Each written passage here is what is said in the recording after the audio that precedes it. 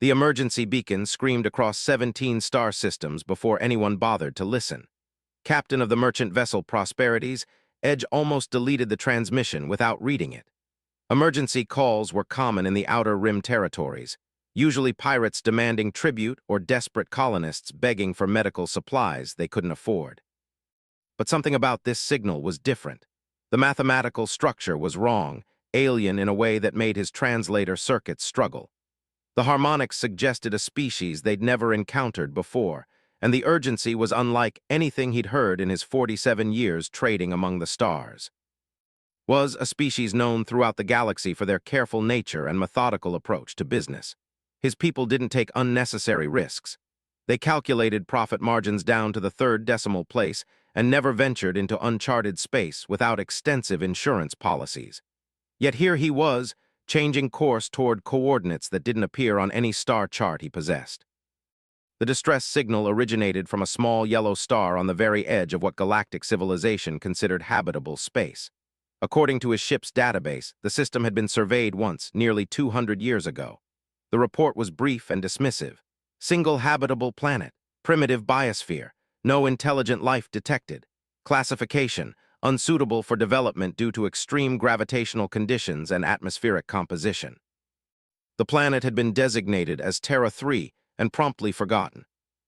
As Prosperity's Edge approached the system, his crew grew increasingly nervous. His navigator, a thin eye named A, kept checking and rechecking their position. The ship's doctor ran continuous scans of the approaching world, his expression growing more bewildered with each passing hour. Captain, Doctor announced, his voice filled with scientific confusion. The gravity readings from this planet are impossible.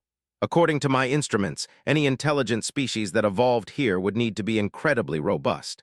The atmospheric pressure alone would crush most known sentient races. Studied the data streaming across his command console. Terra 3 was indeed a monster of a world. Gravity nearly twice galactic standard. An atmosphere so thick with oxygen it would be toxic to most species. Massive continents separated by violent oceans that raged with storms powerful enough to flatten cities. Weather patterns that shifted between extremes that would kill most known life forms. Perhaps the signal is automated, suggested A hopefully. A probe that's been broadcasting for centuries. But as they entered the planet's orbit, the transmissions became more frequent and more complex. These weren't automated distress calls. Someone down there was actively trying to communicate, adjusting their broadcasts in real time as they detected the approaching ship. The breakthrough came when Dr. managed to establish a basic mathematical communication protocol. The beings below understood prime numbers and could perform complex calculations. They were definitely intelligent, and they were definitely in trouble. Through painstaking translation work, the crew of Prosperity's Edge began to understand the situation. The planet's inhabitants called themselves humans, and they were facing extinction. A massive asteroid, nearly 10 kilometers in diameter, was on a collision course with their world. They had detected it months ago and calculated its impact trajectory. When it hit, it would trigger an extinction-level event that would wipe out all complex life on their planet. The humans had been broadcasting their mathematical distress signal in every direction, hoping someone in the vast universe might hear them and help. They included detailed information about their civilization, their technology level, and their desperate situation. They weren't asking for evacuation. They understood that would be impossible for their entire species. They were asking for something much simpler and much more heartbreaking. They just wanted someone to know they had existed. Found himself studying the cultural data the humans had transmitted along with their distress call. These beings had somehow thrived on a world that should have killed any complex life form. They had built a technological civilization despite facing natural disasters that would have destroyed most galactic species before they learned to make fire. Their planet regularly experienced earthquakes that measured beyond anything in historical records, volcanic eruptions that spewed toxic gases across continents, storms so violent they could level forests, ice ages that lasted for, yet somehow these humans had not only survived but had actually flourished. The crew watched in amazement as the humans transmitted images of their world. Cities that could house millions of beings, reaching toward the sky despite the crushing gravity. Vehicles that could traverse their violent oceans. Aircraft that could fly through their turbulent atmosphere. Art music and literature that spoke of a species with remarkable creativity and resilience. They're asking us to take their cultural archives, Dr. In reported, his voice quiet with awe. They want to preserve the memory of their civilization. They've calculated exactly how much data storage space they need, and they're willing to pay us in refined metals and rare elements. Felt something stir in his chest that he'd never experienced in decades of trading. These humans weren't just facing death. They were facing complete obliteration, the erasure of their entire species from the universe. Yet they weren't pleading or begging. They were offering fair trade for what might be the last transaction their species would ever make. The captain made a decision that went against every instinct his people had evolved over millions of years. He ordered his crew to establish direct communication with the human authorities and begin discussions about taking on passengers. "Sir," asked, her voice trembling, "you can't be serious.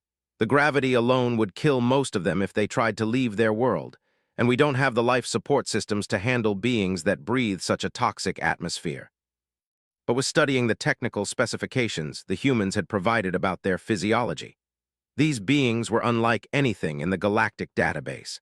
They had evolved on a world so hostile that they were essentially living weapons, biological marvels that could survive in environments that would instantly kill most known species. "Prepare a communication to the Galactic Trade Council," he ordered.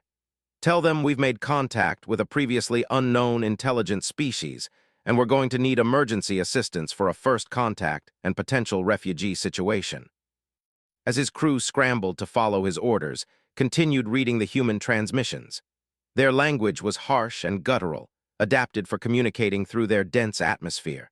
Their mathematics were elegant but brutal, reflecting minds that had learned to solve problems in a universe that was constantly trying to destroy them. But it was their final message that convinced him he was making the right choice. Translated through their improvised communication system, it was simple and devastating. "We are grateful that someone heard us. If you cannot help, please remember that we tried to be good. Please remember that we existed. Please remember that we loved."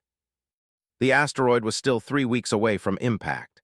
Began calculating how many ships he could summon, how many humans they might be able to evacuate, and what it would take to convince the Galactic Council that saving this species was worth the enormous risk and expense.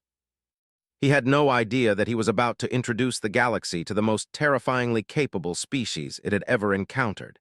Beings who would reshape the very definition of what it meant to be strong, brave, and willing to fight for survival against impossible odds. The humans were coming to the stars, and nothing would ever be the same. Galactic Trade Council meeting that would forever change the course of galactic civilization began with bureaucratic tedium and ended with revolution. Ambassador of the hegemony core worlds had been chairing routine trade disputes for 3 hours when Captain's emergency transmission arrived. "Honored Council," the captain's image flickered on the main display, his usual composure replaced by barely contained urgency. "I am requesting immediate emergency powers to coordinate a massive evacuation operation. I have made first contact with an unknown species facing extinction, and the situation requires resources beyond any single trade vessel." The council chamber erupted in skeptical murmurs. First contact was supposed to be handled by trained diplomatic teams, not independent traders. Ambassador, a creature resembling a cross between a mantis and a flower, clicked her mandibles in annoyance. "Captain, you understand that first contact protocols require—" "With respect, Ambassador, there isn't time for protocols." Interrupted, an action so unprecedented from the careful that the entire chamber fell silent. "The species calls themselves humans, and they have 18 days before a planetary extinction event. I'm transmitting all available data now." What followed was 2 hours of the most extraordinary testimony in council history. Dr. In presented his biological analysis of human physiology with growing amazement. The humans weren't just adapted to their hostile world. They were evolutionary marvels that pushed the boundaries of what galactic science considered possible. "Their skeletal structure is designed to function under gravity that would crush most of us," Dr. In explained, his tentacles gesturing at holographic displays of human anatomy. "Their muscle density is nearly triple that of comparable galactic species. Their circulatory system can function under atmospheric pressure that would cause fatal embolisms in most known biology." But it was the psychological profile that truly stunned the council. Doctor, the hegemony's lead, had been analyzing the human cultural transmissions throughout the presentation. Her report painted a picture of a species that every assumption about intelligent life. These humans have survived and thrived in conditions that should have driven any sane species to immediate suicide, she reported, her crystalline form pulsing with academic excitement. Their planet experiences regular natural disasters that would be classified as extinction-level events for most galactic civilizations. Yet they've not only survived, they've developed art forms that celebrate struggle and conflict. She displayed human music, literature, and visual art, epic poems about battles against impossible odds, songs that glorified standing firm in the face of overwhelming opposition, paintings that captured the beauty in violence and chaos, stories of individuals who chose to fight rather than surrender, even when defeat was certain. Their mythology is filled with heroes who achieve greatness through suffering, Doctor continued. They have entire philosophical frameworks built around the concept that struggle creates character. They don't just endure hardship, they actively seek it out as a form of self-improvement. Ambassador found herself studying tactical analyses that the humans had included in their cultural package. These beings had spent their entire evolutionary history fighting, not just wars against each other, but constant warfare against their very environment. They had developed military strategies for combating natural disasters. They had emergency protocols for surviving planetary catastrophes that most species couldn't even imagine. The Council's military advisor, General of the Enforcer caste, had been reviewing human conflict history with growing disbelief. These beings have fought wars continuously for their entire recorded history, he reported. But their tactical evolution is unprecedented. They've developed military doctrines for every conceivable scenario. Urban warfare, environmental warfare, psychological warfare, economic warfare. They even have theoretical frameworks for fighting wars in space, despite never leaving their planet. The holographic displays showed human weapons development, tools of war that had evolved from simple clubs to devices capable of destroying entire continents. But more disturbing was their approach to warfare itself. Humans didn't just fight to win, they fought to dominate completely. They had concepts like total war and scorched earth that implied a willingness to destroy everything rather than accept defeat. Their battle cry appears to be something called "Remember the Alamo," General continued, which refers to a historical incident where a small group of humans chose to fight to the death against overwhelming odds rather than surrender. This appears to be considered admirable behavior among their species. But it was the economic analysis that finally convinced the Council to act. Trade analyst had been calculating the potential value of human labor and resources. His findings were staggering. If even a fraction of these humans survived the evacuation, they would revolutionize galactic industry, he reported. Their physical capabilities mean they could perform manual labor in environments that require expensive environmental suits for other species. Their problem-solving abilities, forged by constant environmental pressure, exceed our best theoretical models. The analyst's projections showed human potential across dozens of industries: mining operations in high-gravity environments, construction work in toxic atmospheres, emergency response in disaster scenarios that would kill most galactic species, military applications that the Council wasn't quite ready to discuss openly.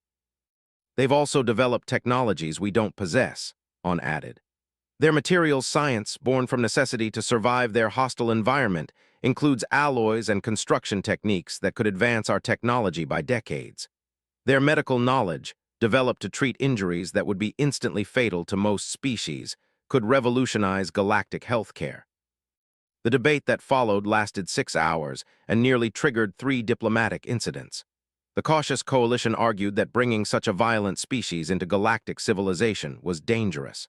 The Progressive Alliance insisted that failing to help would violate every principle of galactic ethics.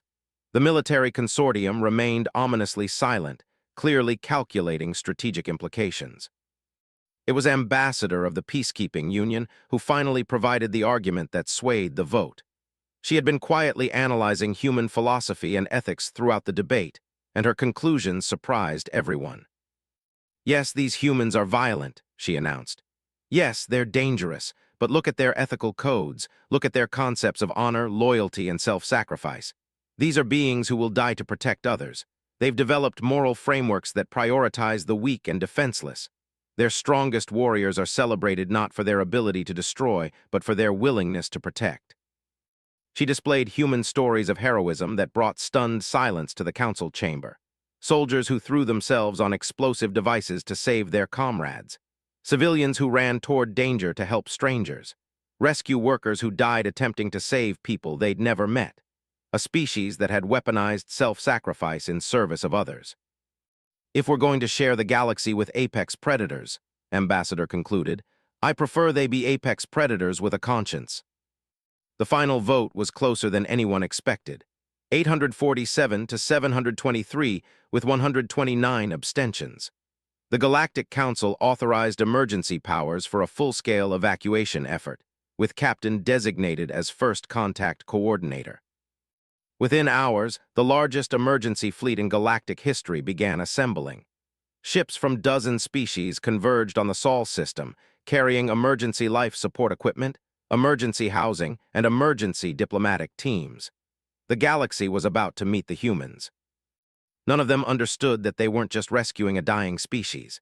They were recruiting the most effective warriors, workers, and problem solvers the universe had ever produced. They were about to discover what happened when beings who had spent millions of years fighting for survival suddenly gained access to technology that could take that fight to the stars. The humans were coming, and they were bringing their particular brand of determined, violent, protective insanity with them. The galaxy was about to learn that there was a difference between surviving and conquering, and humans had never learned how to do anything but conquer. The evacuation of Earth was supposed to be a humanitarian crisis. Instead, it became the galaxy's introduction to organized chaos and the terrifying efficiency of desperate humans. Admiral Sarah was the first human to set foot on an alien starship, and she did it wrong by every galactic standard. When Captain extended the traditional greeting, a slow, ceremonial touching of foreheads that symbolized peaceful intentions, Admiral grabbed his hand, shook it vigorously, and declared, "Thank you for coming. We have work to do." The cultural misunderstanding was minor compared to what happened next. Proceeded to completely reorganize the evacuation effort according to human military doctrine, treating the asteroid impact like an enemy invasion that required strategic withdrawal under fire. "With respect, Admiral," Captain ventured, "our evacuation protocols prioritize the elderly, the young, and the intellectually gifted. We save those who represent the future and the wisdom of your species." Admiral stared at him with the flat, predatory gaze that would soon become infamous throughout the galaxy. "Captain, with respect right back at you, we don't leave anyone behind. Everyone comes home or no one does." What followed was inhuman logistics that left galactic observers speechless. Within 6 hours of first contact, the humans had established evacuation centers on every continent. They had organized their entire population into groups based not on social status or genetic value, but on simple geographical efficiency. Dr. In watched in fascination as humans transformed the evacuation into a military operation. They didn't queue politely like civilized species. They formed disciplined lines that moved with mechanical precision. Children carried emergency packs larger than themselves without complaining. Elderly humans insisted on helping with loading operations despite their obvious physical limitations. "They're treating this like a retreat," General observed, watching human evacuation procedures through the ship's monitors. "But retreats are supposed to be chaotic. This is more organized than most galactic military deployments." The human approach to evacuation violated every assumption about crisis behavior. When the transport ships arrived, galactic crews expected panic, confusion, and the breakdown of social order that typically accompanied extinction events. Instead, they found humans who had already sorted themselves into transport-efficient groups, complete with manifest lists and emergency supply calculations. Commander Torres was designated as Earth's evacuation coordinator, and his first act was to inform the galactic fleet that their projected evacuation numbers were unacceptably low. "You're planning to save 12 million people," he announced during the emergency coordination meeting. "That's not good enough. We're taking 47 million. The galactic fleet commanders explained, with patient condescension, that 12 million was already pushing the absolute limits of their ship capacities and life support systems. 47 million was physically impossible. Commander Torres responded by presenting calculations that made galactic engineers question their own expertise. The humans had analyzed every ship in the evacuation fleet and identified efficiency improvements that the original designers had never considered. They proposed modifications to life support systems, alternative sleeping arrangements, and resource management strategies that could triple transport capacity. Your cargo holds can be converted to emergency housing, Torres explained, gesturing at holographic ship schematics that the humans had somehow acquired and analyzed. Your recreational areas can house families. Your secondary systems can be rerouted to support additional life pods. We've done the mathematics. The mathematics were terrifying in their precision. Humans had calculated survival requirements down to individual calorie needs and oxygen consumption rates. They had designed emergency rations that could sustain their species for months using ingredients available on any galactic trading vessel. They had even developed waste management protocols for population densities that would kill most species through psychological stress alone. But it was their approach to space adaptation that truly amazed the galactic crews. Doctor had been studying human psychological profiles, expecting to find trauma, fear, and the mental breakdown typically associated with sudden environmental displacement. Instead, she found a species that treated leaving there like just another tactical challenge to overcome. "They're not mourning," she reported to the Council in daily briefings. "They're adapting. Humans who have never seen technology more advanced than chemical rockets are learning to operate galactic systems in hours. They're not just surviving the transition to space, they're mastering it." The speed of human adaptation, every model of species relocation. Galactic protocol suggested that displaced populations needed years of gradual introduction to new environments. Humans demanded technical manuals for every system they encountered and began improvising improvements almost immediately. Engineer Lieutenant David became legendary among the fleet crews when he identified a critical flaw in hegemony life support design that had been causing efficiency losses for decades. His proposed solution not only fixed the problem, but improved system performance beyond original specifications. How did he know that? Chief engineer and demanded after modifications increased his ship's life support efficiency by 30%. He's been in space for 4 days. The answer became clear as galactic crews spent more time with human evacuees. These beings didn't just problem solve, they attacked problems with a systematic aggression that treated every challenge as an enemy to be destroyed.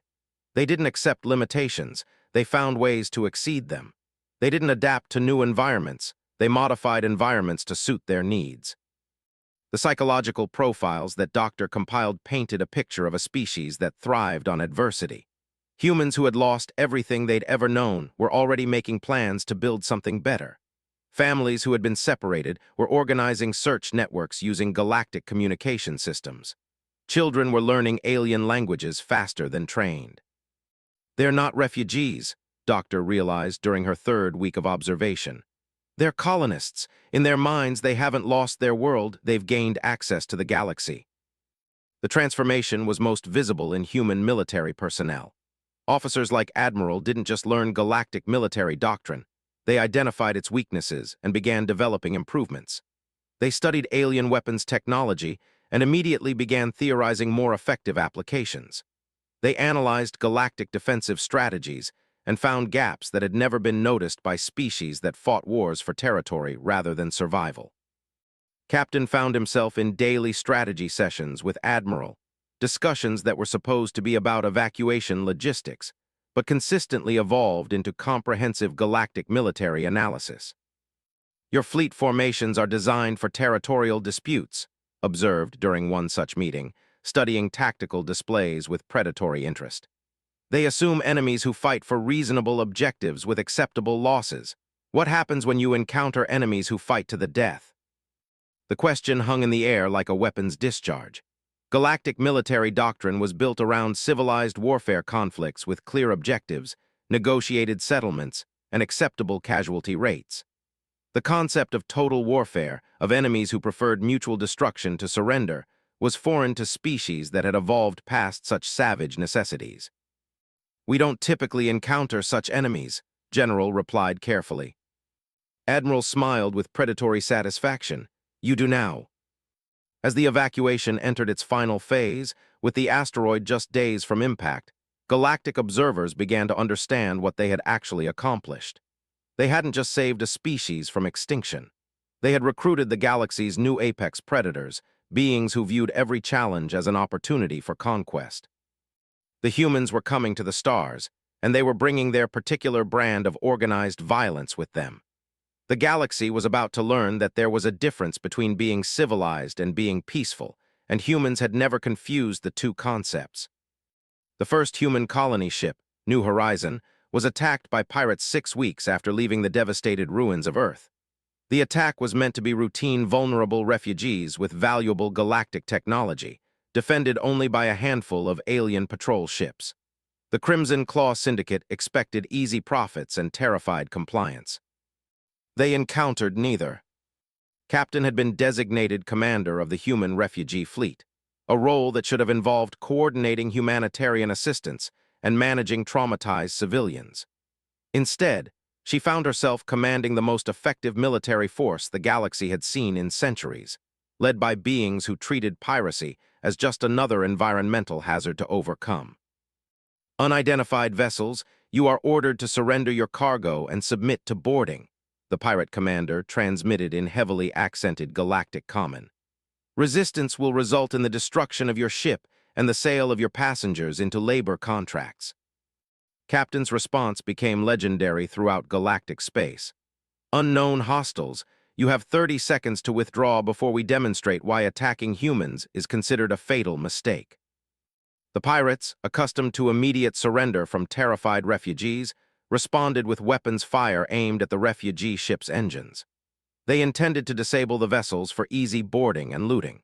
Instead, they discovered that humans had spent their 6 weeks in space learning everything possible about galactic military technology and developing improvements.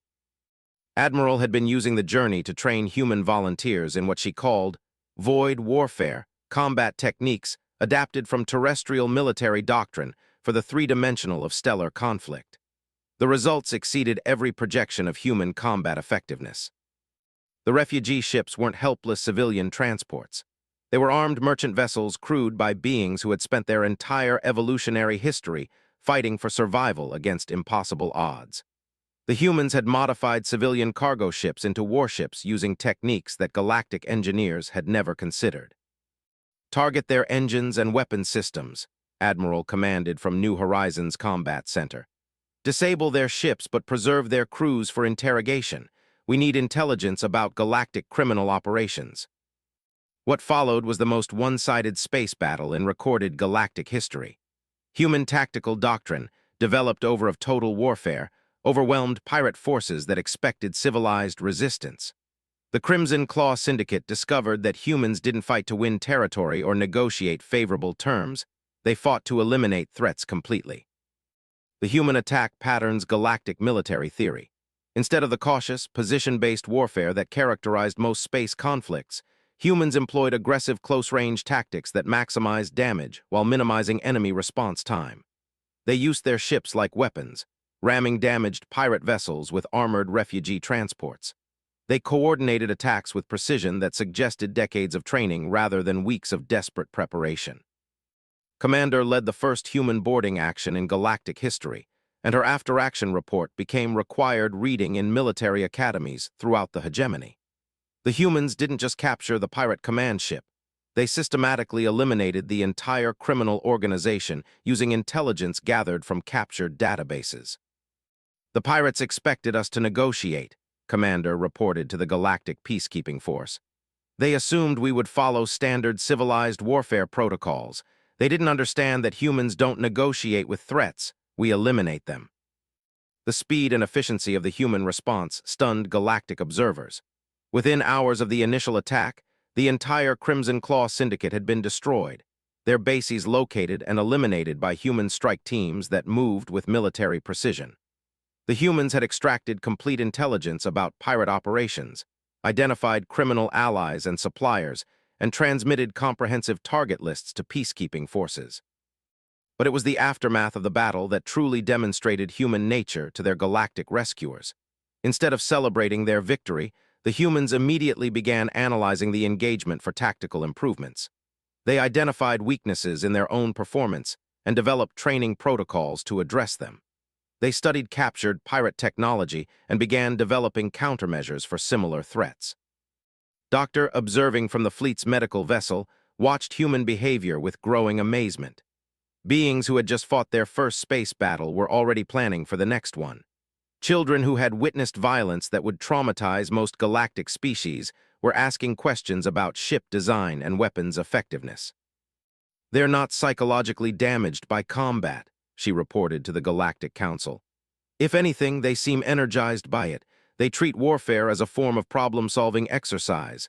They're not violent by nature, they're strategic by instinct."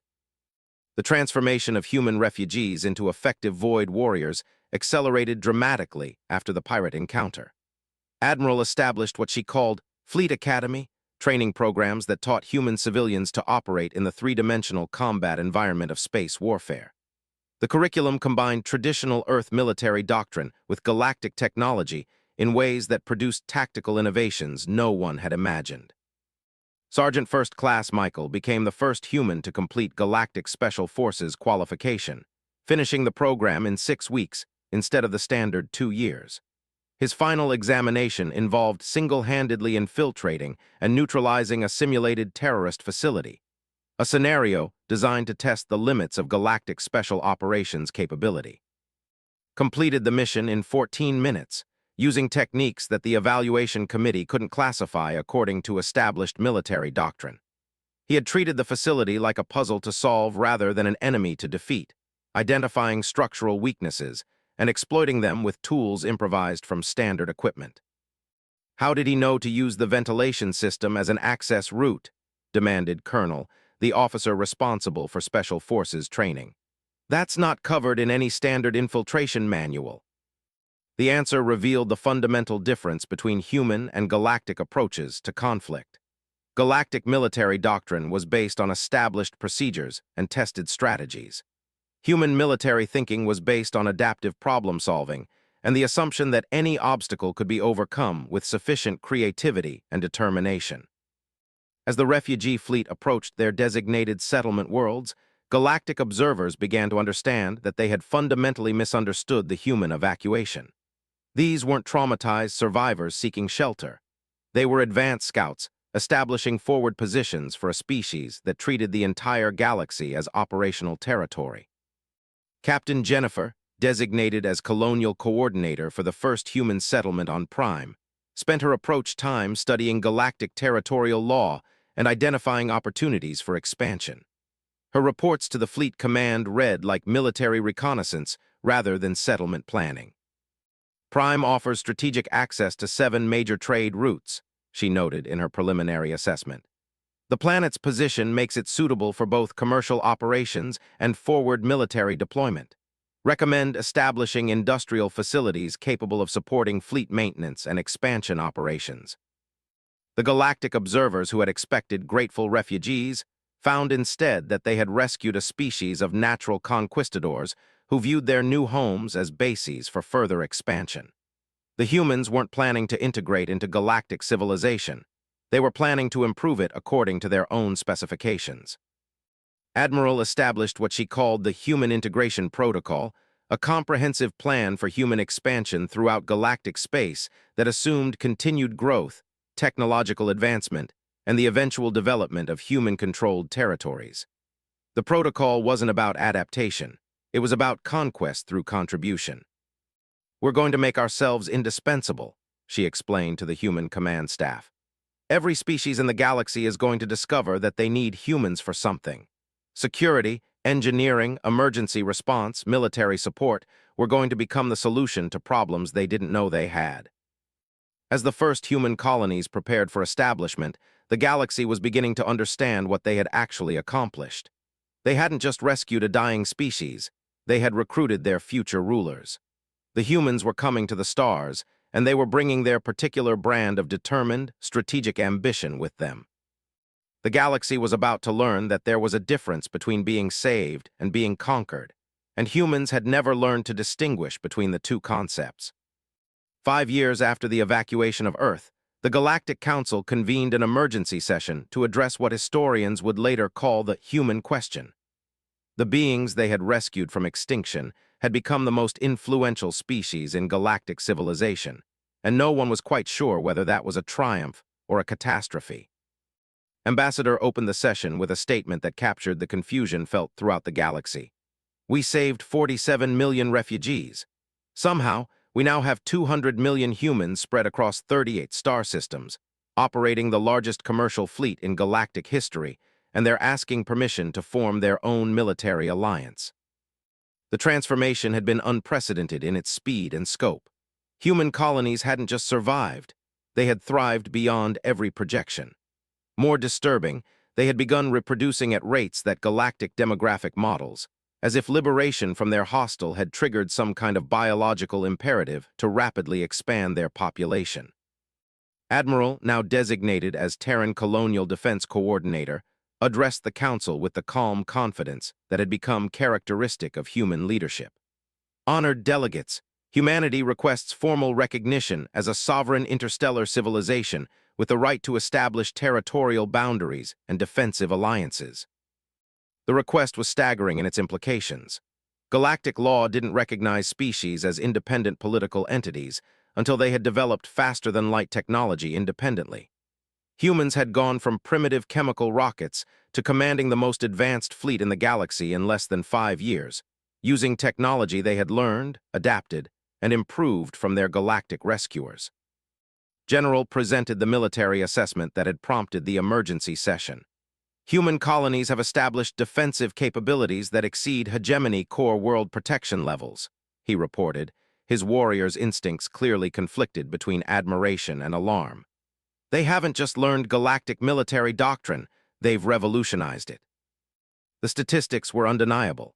Human-trained security forces had solved piracy problems that had plagued galactic trade routes for centuries. Human engineering teams had transformed marginal worlds into productive colonies, using techniques that compressed normal terraforming timelines from centuries to decades. Human merchants had established trade networks that operated with efficiency that put traditional galactic commerce to shame. But it was the cultural transformation that truly alarmed galactic leaders. Humans hadn't just adapted to galactic civilization, they had begun changing it according to their own values and methods. Doctor presented her psychological analysis of human colonial development with barely concealed amazement. "They've established educational systems that train other species in human problem-solving methodologies," she reported. "Young aliens who train with humans demonstrate increased initiative, improved tactical thinking, and what can only be described as enhanced courage in crisis situations." The phenomenon had spread throughout human-controlled territories. Alien civilians who worked alongside humans began adopting human attitudes toward challenges and obstacles. They stopped accepting limitations as permanent and began viewing problems as puzzles to solve. They developed what human instructors called can-do attitudes that transformed their approach to everything from engineering projects to personal relationships. Captain, now serving as primary liaison between human colonies and the Galactic Trade Council, presented economic data that demonstrated the scope of human impact on galactic civilization. "Human commercial operations generate 47% of all interstellar trade revenue," he reported. "Their shipping companies operate with safety records that exceed galactic standards by 300%. Their emergency response capabilities have prevented 6 potential extinction-level disasters on non-human worlds." The numbers told a story of systematic transformation. Humans didn't just participate in galactic economy, they optimized it. They identified inefficiencies in established systems and developed improvements that benefited everyone. They solved transportation problems that had been considered unsolvable. They created new markets by finding ways to make previously impossible projects economically viable. But the Council's real concern wasn't human success, it was human expansion. Colony ships bearing human settlers were requesting permission to establish outposts in systems throughout the galaxy. Human exploration teams were discovering resources and opportunities that had been overlooked by galactic surveys. Human population growth showed no signs of slowing, and their demand for new territories was becoming impossible to ignore. Ambassador of the Peacekeeping Union presented the security assessment that had galactic leadership most concerned. Humans have established mutual defense agreements with 43 non-human colonies, she reported. They're creating an alliance network that operates outside traditional hegemony authority structures. The human approach to galactic politics was unlike anything in recorded history. Instead of seeking to dominate other species, they formed partnerships based on mutual benefit and shared security interests. They offered protection, technical expertise, and economic opportunities in exchange for alliance membership and resource access. They were building an empire based on voluntary participation rather than conquest. Commander Torres, now serving as Terran Diplomatic Corps Director, explained human objectives with characteristic directness. "We're not seeking to replace galactic government," he assured the Council. "We're seeking to improve it. Humans thrive in cooperative environments where everyone contributes according to their capabilities and receives benefits according to their needs." The human model of governance was revolutionary in its simplicity and effectiveness.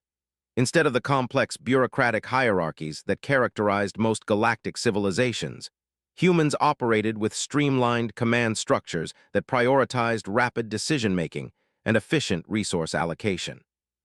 They had proven that democratic principles could work on interstellar scales, creating governmental systems that remained responsive to civilian needs while maintaining military effectiveness. Doctrine presented biological research that explained part of human success. "They're not just physically superior to most galactic species," he reported. "They're genetically optimized for cooperation under stress. Their evolutionary history has selected for individuals who work effectively in high-pressure team environments." The revelation added new dimensions to human capabilities. These beings didn't just survive hostile environments. They thrived in them because they had evolved sophisticated social cooperation mechanisms that allowed them to coordinate complex activities even under extreme stress. They were naturally suited for the challenges of interstellar civilization. As the Council debate continued, it became clear that the human question wasn't really about whether to grant humans sovereign status. It was about how to manage the reality that humans had already become the dominant force in galactic civilization through sheer competence and determination. The final vote was unanimous. The Galactic Council formally recognized the Terran Colonial Alliance as a sovereign interstellar nation with full rights to territorial expansion and defensive cooperation. Admiral's response to the announcement became one of the most quoted statements in galactic history. "Thank you for the recognition. We promise to use our sovereignty responsibly as we continue expanding throughout the galaxy and improving life for all sentient beings." The promise was both reassuring and terrifying in its implications. Humans weren't seeking to conquer the galaxy. They were planning to optimize it according to their own standards of efficiency and effectiveness. They would continue growing, exploring, and solving problems until they had transformed galactic civilization into something that reflected human values of cooperation, innovation, and relentless improvement. As the Council session concluded, Ambassador reflected on the irony of their situation. They had responded to a desperate SOS from a dying world and ended up creating the most successful species in galactic history. The humans they had saved from extinction were now saving everyone else from stagnation, inefficiency, and the acceptance of limitations. The galaxy was learning that there was a difference between surviving and thriving, and humans had never learned to do anything but thrive. They had sent an SOS to the stars asking for rescue, and instead they had recruited themselves into the role of galactic saviors. The had arrived, and they were making everything better through the simple expedient of refusing to accept that anything was impossible to improve. The galaxy would never be the same, and for the first time in galactic history, that was something worth celebrating.